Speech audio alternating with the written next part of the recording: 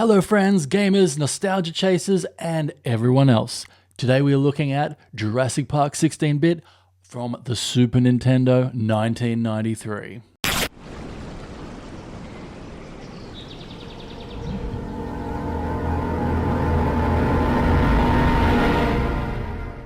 Now, while this is absolutely one of my loved childhood games, still to this day, this game was friggin' hard. And there is no joke. No saving, no replaying, no levels, no checkpoint. Just you, some lives, and a F ton of dinosaurs. Now, I'm not lying when I'm saying this game was hard, and I was 9, 10 at the time. It was wild. You were immersed in the game. You actually got to leave the cinema, plug it into your Super Nintendo, and play it. You were part of it. Now, I can't stress this enough for gamers today. This game was friggin' hard. There was no saving, there was no checkpoint, no levels to complete and keep going. You played, you died. That's it. And the thing was a friggin' maze. So this is very much my patience tested, but me putting in the hours trying to complete this game finally and actually achieving that myself.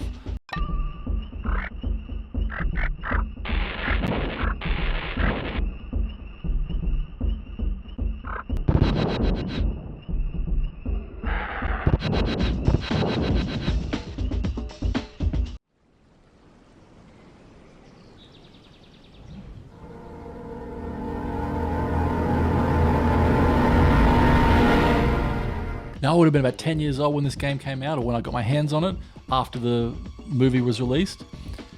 It was friggin' awesome. I would just explore the park. I would go around trying to find the dinosaur eggs. You'd find an ID card here and there if you could get through the locked doors. But it was just about immersion. You stepped out of the cinema, the big Spielberg cinematic event, and then you were in the game. You were in the movie. You were in the game. You were in the movie. It was epic. Absolutely epic for this time, and the step up from the NES version, the Game Boy version. These graphics at the time were phenomenal. They were fantastic, and it felt great to play this game. Recording.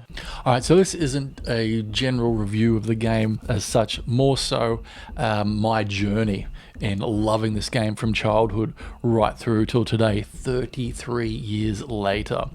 I've looked up hints, I've looked up guides, playthroughs, YouTube, Google, Reddit threads. I've got images saved on my phone, on my iPad, on my computer, trying to find the right way on the map, trying to find the ID card, trying to find the egg, trying to find the order in which to do things on this friggin' island. And all these years later, I still have not completed the game. Now, I am talking about the Jurassic Park 16-bit from the Super Nintendo, the SNES, though the version that I'm playing is the Jurassic Park Classic Collector's Edition on PS4 this time. Here are some of my personal favorite bits from the game, the Classic Collector's Edition. Here is the revamped menu.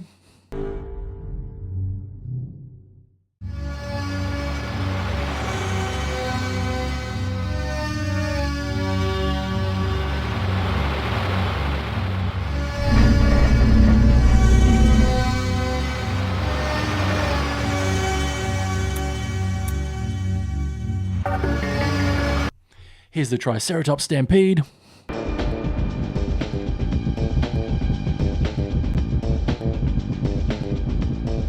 Here is the T-Rex.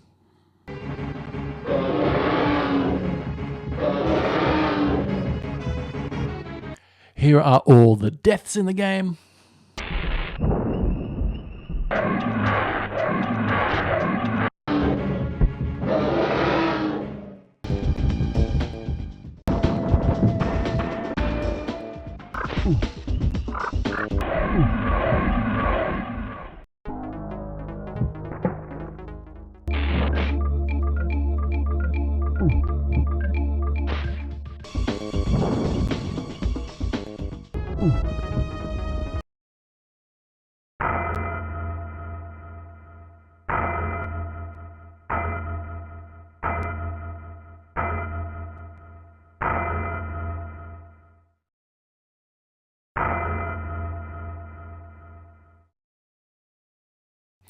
And here's my pride and joy with this game.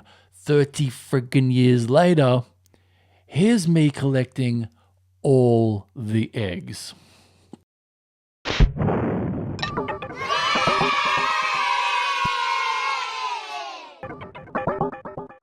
So if you haven't played this game before, for the main part, it is an RPG. You start with over-the-head view of Alan Grant from the movie, and you have a taser gun and a stun gun, and as you go around the island, you have to intercept or avoid dinosaurs, baby right up to fully grown adult Tyrannosaurus, Triceratops, you name it, they're all there. And you collect weapons along the way, and each weapon will give a certain amount of damage or completely remove the dinosaur with one bullet. Inside the buildings, which is a very cool concept, and it blew my mind way back in the day, 93, when I got this game. Inside the buildings you enter, and it changes perspective to first person in 3D, much like an early Doom game, if I recall correctly. Actually, let's just bring that up. I'm going to bring up the first Doom game. I want to check a comparison between the indoor version of Jurassic Park 16-bit and the original Doom 3D, and I want to see how they compare.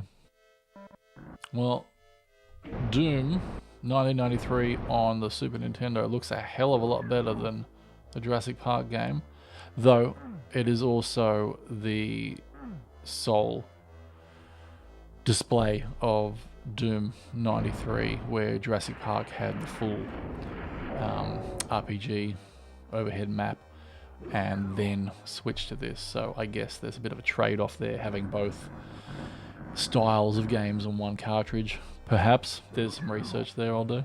Anyway, back to the Jurassic Park game. Bit of a tangent there.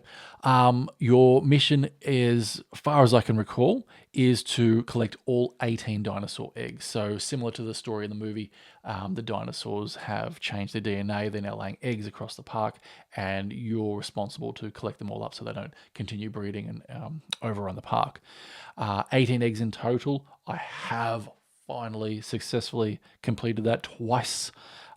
First time, I think my children may have deleted my save game. Regardless, I have gotten all the eggs again. I'm well on the way to getting all the ID cards. Part of the story is you have to collect all ID cards to open and access locked areas. I think some are the gates. I can't recall. The gates were accessed by a computer terminal. I'll chuck a little video there.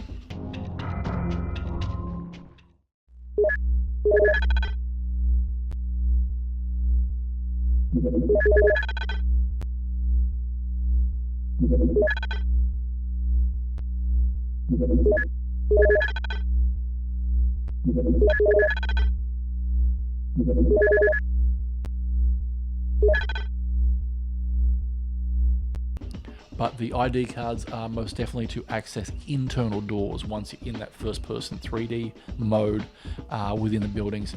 And if you have played the game, hopefully you might feel my frustration here of going from one side of the park to the next, getting an egg, getting an ID card, accessing this building, accessing that building.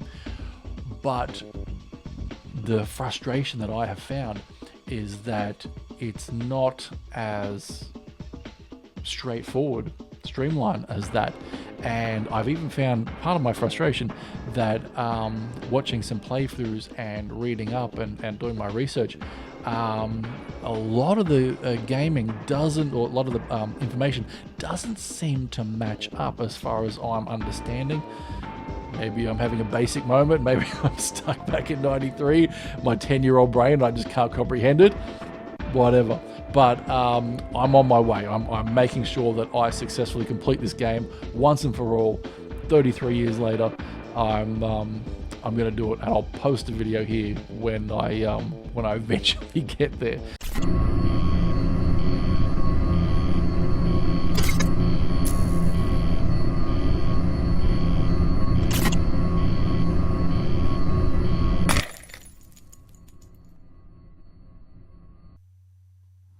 Now, one of my favorite parts of this game was the soundtrack within the game.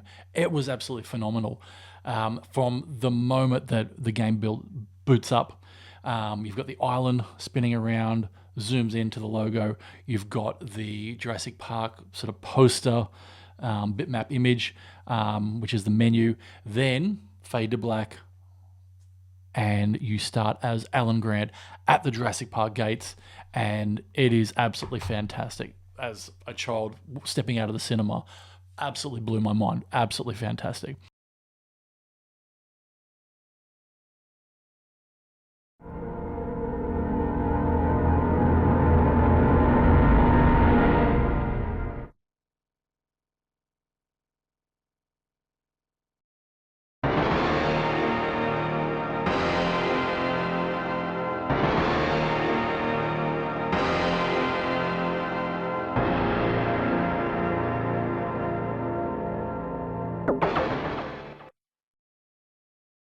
Welcome to Jurassic Park. A couple of my top favorite tracks, right when the game opens, Rap to Rap, about 5 minutes or so, absolutely fantastic. Dodgy, sort of old school MIDI soundtrack, compressed to shit, but absolutely fantastic for it.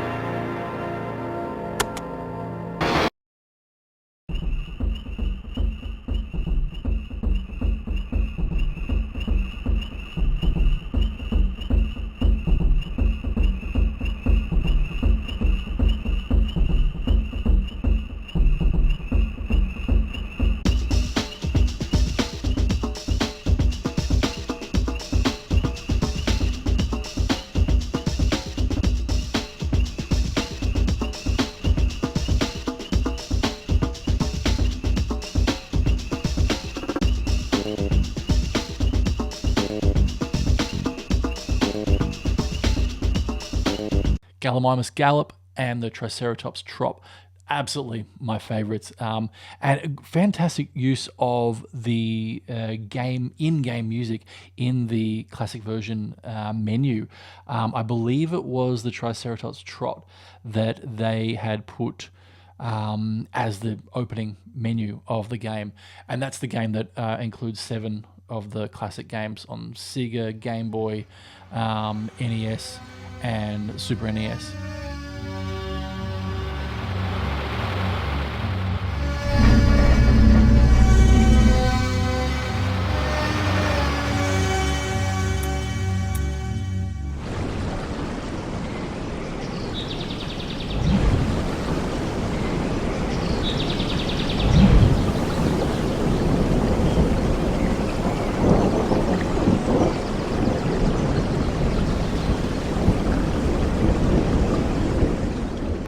So, quick recap. I've been playing this game on and off since 1993, straight from the cinema, back home, around about my 10th birthday, if I recall correctly. Jurassic Park, Super Nintendo version, absolutely awesome. And if I hadn't said it before, it just felt like you stepped out of the cinema, and as a kid, you were Alan Grant. You were right there, dropped at the gate, and the welcome to Jurassic Park, the beginning of the game. It was absolutely intense, awesome, fantastic, and today, nostalgia. I just cannot express enough enthusiasm for this game. I've spent many an hour doing it, many sick days from school, many a weekend just exploring the island, and for the most part I think that's why I haven't successfully completed this whole game as such, that I've just enjoyed the experience of the game. It was me on Isla Numba. I'm straight from the movie, and I get to play as a character and explore this beautiful island, beautiful 16-bit, but that's part of the love of it. It's part of the the authenticity of it, I guess. This is just an absolute favorite, whether you agree with me or not. But here are some things, one hidden, one not so hidden, that I'd like to share with you. It's, again, part of my childhood nostalgia and feeling blown away when I stumbled across these things. Right near the Triceratops, you might notice that there is a tree line. The tree line basically is a barrier, a border that you cannot cross in the game. Though, if you look to your right on the screen, you'll notice that there's grass, which would then indicate that the character can walk in that area. And if you walk along the tree line and press in the right direction, the character actually goes through the trees, and with the perspective of the RPG, you can't actually see that there's an access point there. It is hidden, deliberately hidden. That, if I remember correctly, there's an egg in that little part. It's only small, little walkway, and it goes up to another dinosaur, Dilophosaurus, I believe. It spits the gunk at you and tries to get you and get you away from the nest. But if I remember correctly, that's where one of the eggs is, and then you come back out and you have to watch out that you don't get trampled by the Triceratops in that section. Second one is the Raptor Cave, and it is hidden amongst the trees up the top right area of the map, and I'll chuck the video here from the Classic Game Edition. Again, the original Super Nintendo game did not have a save function, did not have a map, did not have any reference to find your way around. This is all extras and add-ons that they've created to improve gameplay and make it somewhat possible to finish this game. Much love to those developers for doing that one. Thank you so much. It's reignited my fandom of this retro game. But yeah, if you're up the top sort of corner area of the map, and you'll see it there somewhere on the screen, there is a archway, doorway right in the trees, somewhat hidden. It's not as obvious as what you would expect. But it is there when you walk past, and just pressing in that direction enters you into the Raptor Cave, the Raptor Nest, and thus you turn into the first-person 3D perspective, and there are many raptors roaming around in what is basically a maze. All the internals of the buildings are lined up like a maze to, I would say, it's deliberately to disorientate the player. So you have to effectively remember, you have to write it down, you have to take notes, whatever you do to get through a game like this. Part of the fun is going around and trying to assess if you'd been there or not. Have you killed all the dinosaurs? Have you collected the eggs? Have you collected the ID cards and everything else there?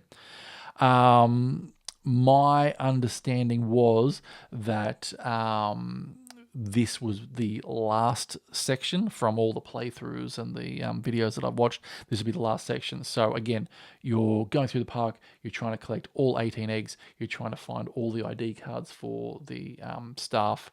You then have to locate and kill all the raptors, eradicate that, so they're all gone. This is what I have not seen, so spoiler, spoiler, spoiler. If you don't want to know this, spoiler. I have not seen this myself. You have to locate a nerve gas bomb, which is somewhere in the park, is my understanding, and you ignite that. You set that off, or a timer, in the raptor nest, which would then effectively destroy the nest. There's no chance of any eggs or any further raptors remaining alive there. Once this is done, you have to make your way, hightail it back to the big H, the helicopter pad on the ground. And my understanding is, once you walk on the H, fades to black, and you get the outro, the music.